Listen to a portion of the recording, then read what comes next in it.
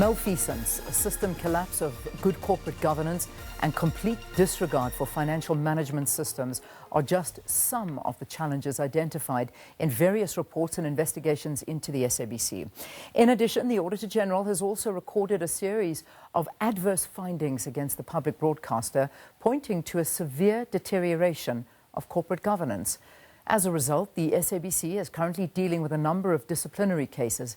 A total of 186 cases were investigated by the SABC's forensic unit from the past fiscal. In studio with us, we're joined now by Group Executive responsible for Human Resources at the SABC, Jonathan Thekiso. Good to see you, Jonathan. Thanks so much for coming in. Good day, Leanne.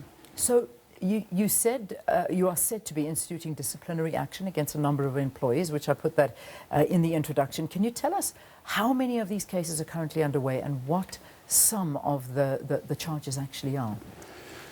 Leanne, I think it's important for viewers and listeners to understand that during the past financial year, there were 35 cases that we had to carry over, to this year, this financial year.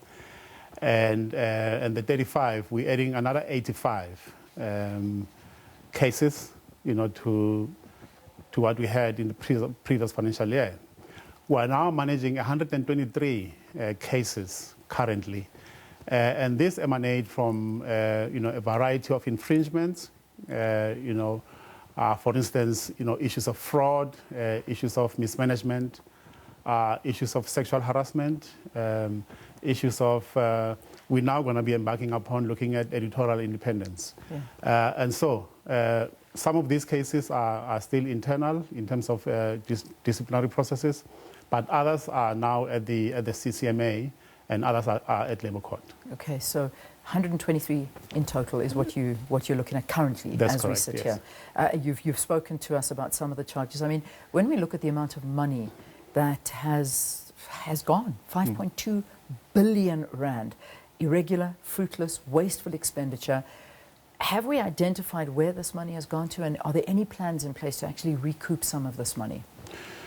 Well, in most cases, we've been able to identify where the money has gone to, but as it can be appreciated, the labor, the court processes, take quite a lengthy period, for us, for the SABC to be able to recover the money. But suffice to say that we are working very closely with our pension fund administrators in terms of withholding the payout of pensions, to some of those employees who are implicated, in wrongdoing. But for all intents and purposes, yes, we've been able to identify, where the money is, and we're recovering, the money. So you are recovering the money? We are. Is there an amount that you've recovered so far? We can't indicate that at this point in time, but suffice to say that, as I said earlier, we're working with pension fund organizations, the pension fund administrator, to be able to recover. But at this point in time, I cannot give you a figure.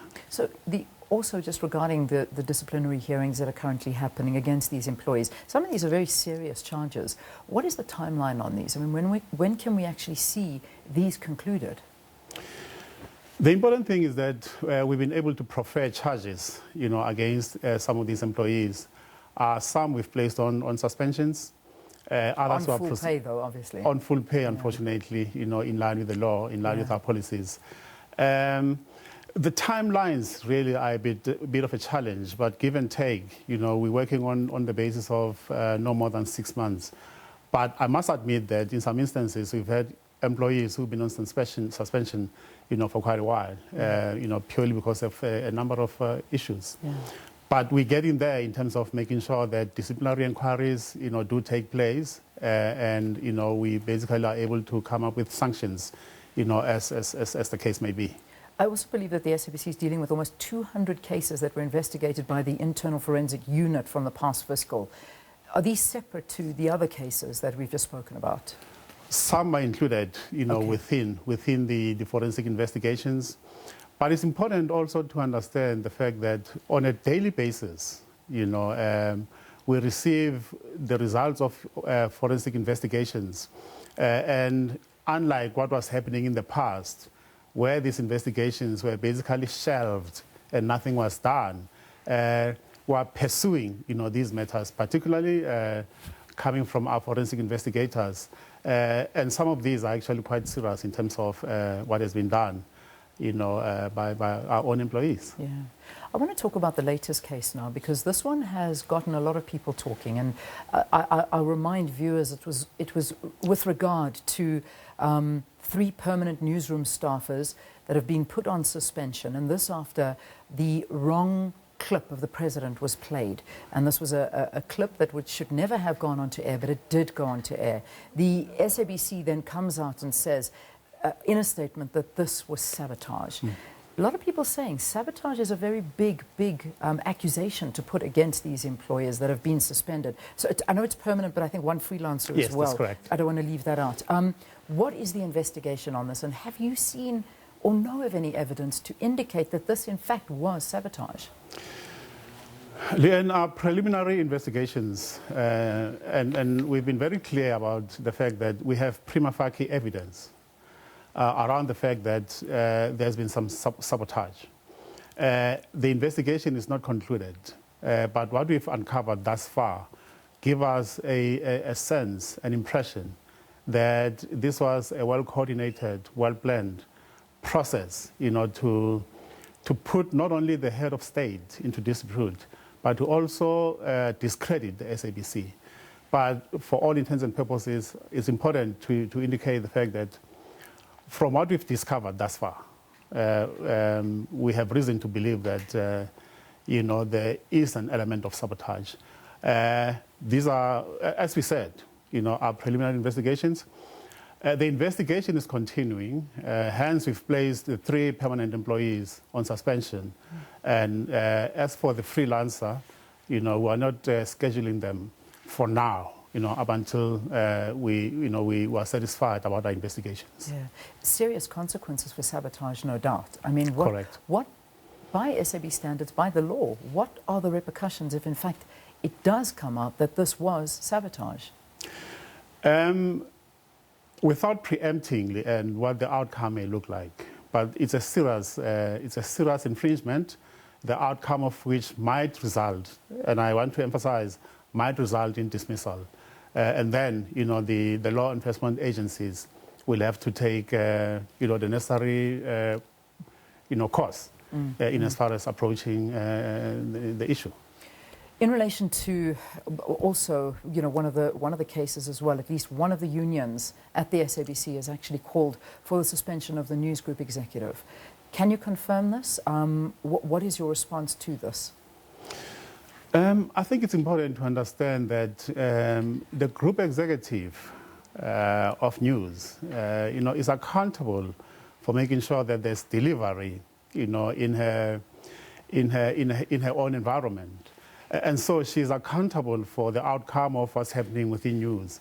And it does not surprise the organization that, she took the action that she did, in this particular instance.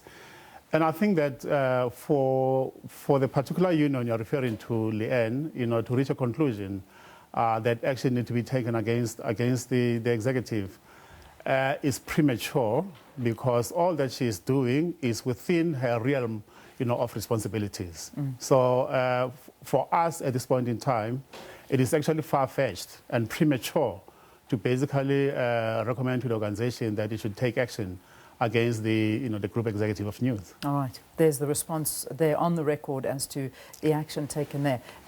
Before we wrap, I know that I'm being told we need to wrap now, but I just want to get into the issue of irregular appointments and also salary increases. We've been hearing about all of this, investigations into this as well. This is the report into the editorial interference. What's being done about this?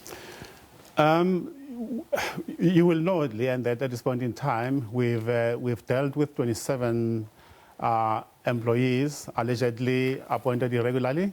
There is a process that we're busy with right now to deal with a second batch of employees who are also allegedly beneficiaries of irregular appointments. But before we leave this subject, we also want to highlight the fact that while these matters are being dealt with, there are employees, our own employees, who prefer to run to the newspapers, in terms of whatever is happening within the SABC right now in terms of action that we're taking. And we just want to highlight the fact that that action is not going to resolve issues. We have to deal with our issues internally or through the labor court as we've done. The next stage would be for us to deal with irregular increases. And we're going to take appropriate action as far as those are concerned. I also want to highlight while I'm here, Leanne, the fact that in terms of consequence management that we're busy with right now, there's an allegation that we're basically trying to smuggle Section 189, through the back door. I think it's important for the stakeholders to understand that we know what's expected of the organization in terms of processes to be followed, around consultation. Lastly, there are those employees or former employees who choose, to approach the board. I think let's make it very clear that the role of the board is that of oversight, and executive management is charged with the responsibility to manage these issues. Yeah. Jonathan, finally, as we wrap up this interview, a lot of people also feel here at the SABC that the people who were involved in the destruction of the public broadcaster are still occupying the positions within. So the reality is that there is still an agenda, but they are still in these positions. Nothing's been done. It's taking far too much time. Now, some people and staff feel that they don't want to be taking instructions from these individuals that have been highlighted. What do you say to the staff that are working under the individuals that have been named? And it's important to understand as to why we took such a long time in terms of coming up with the 27 or 28 names in as far as irregular appointments are concerned. And that is why we have to go through these processes with a fine-tooth comb to make sure that at a point we approach the labor court, as the case may be, we have a solid case, in terms of those irregularities as well.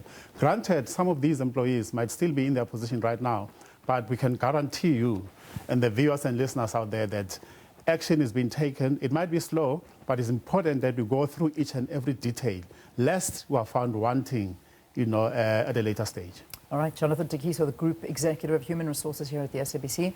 Thank you very, very much for talking to us here on the program. All right, let's take a break. We'll see you after this. Stay tuned.